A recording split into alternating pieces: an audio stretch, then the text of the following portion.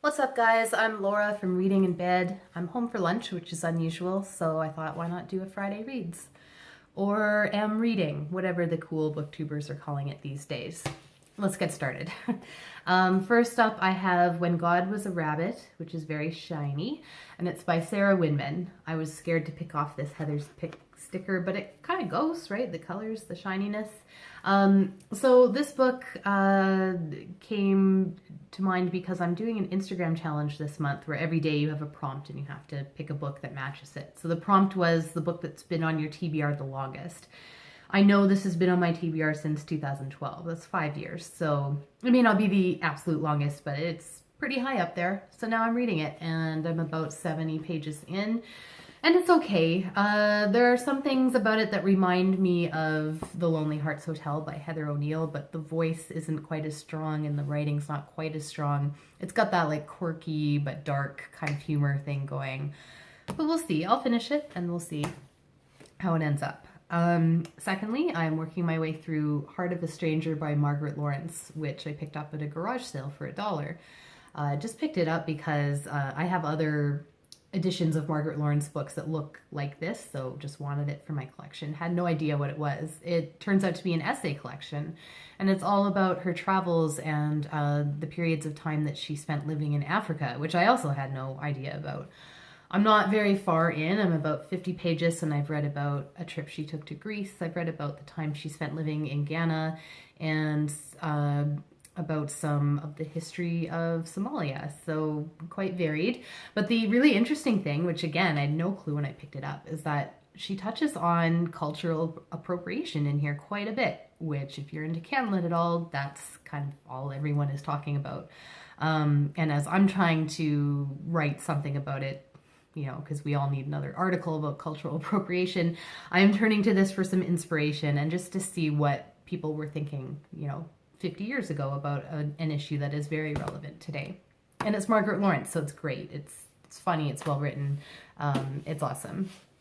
Next, I have a book I'm reading for work, which I wouldn't normally even mention, but The Five Dysfunctions of a Team is different in that it is told more like a narrative rather than just sort of a set of, you know, here's my rules for, you know, whatever, or some groundbreaking new model. It's told like the story of a team where a new boss comes in and she has to whip everyone into shape. And even though it's set in the pre-dot-com burst, you know, sort of 2000-ish Silicon Valley, it doesn't feel dated.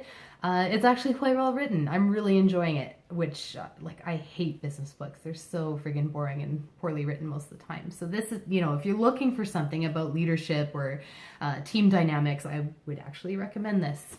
So there you go. The last book I have is War and Peace. So I'm hosting a read-along on my blog, Reading in Bed, that starts on July 1st, but obviously I've started early. I was having this conversation in the comments on someone else's blog. You know, for a read-along, I set out a schedule by week, but that schedule is more for when I'm going to post stuff, not when I'm going to read stuff. Obviously, I've started. I'm through the first part. I anticipate finishing well ahead of mid-September, you know, which is when the read-along ends. That's how fast I can post, not how fast I can read. So yeah, I'm about 200 pages in, and that's, oh, actually no, only 125, pardon me, which is nothing because it's 1,200 pages. But anyways, check out the read-along. There is still plenty of time to join.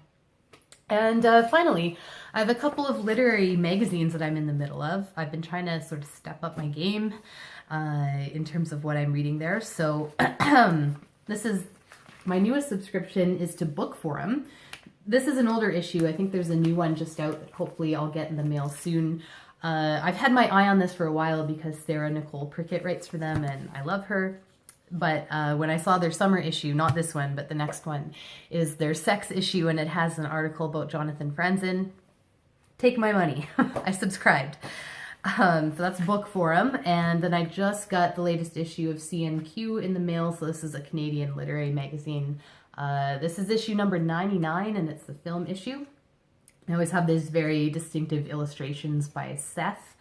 Yeah, so I haven't even really got into this one yet, but it's on the pile. And then finally, My favorite literary journal is The Happy Reader, which is put out by Penguin Classics. And the format is, half of it is an interview with a celebrity, not an author, but just a celebrity who tends to, or happens to also be a reader. This month, or not this month, they only come out twice a year, unfortunately. This issue is Lily Cole. And then the second half is always about a classic book, of course. So this month, it's Treasure Island. And then it's just like a variety of essays and articles about that classic book. So I have read the interview in this one so far. It was actually kind of boring, like compared to some of the previous issues. Not the best interview, to be honest. And now I'm on to read the articles about Treasure Island. I've not read Treasure Island, but maybe it's something I can read to my kids. I don't know. Is there like a lot of violence and stuff? Maybe I'll find out. But I love the format. Like, you know, normally this really does it for me. It's just a good mix of, you know, celebrity stuff, serious stuff about the book, fun little tidbits throughout. Like, it's all sort of annotated. Can you see there? Like, this is the interview, but there's sort of annotations on the side about things that are mentioned in the interview. I wish it was out more than twice a year. I really love this one. And that is it. So what are you guys reading on your Friday reads, or whatever day you might be watching this? Let me know. Thanks for watching.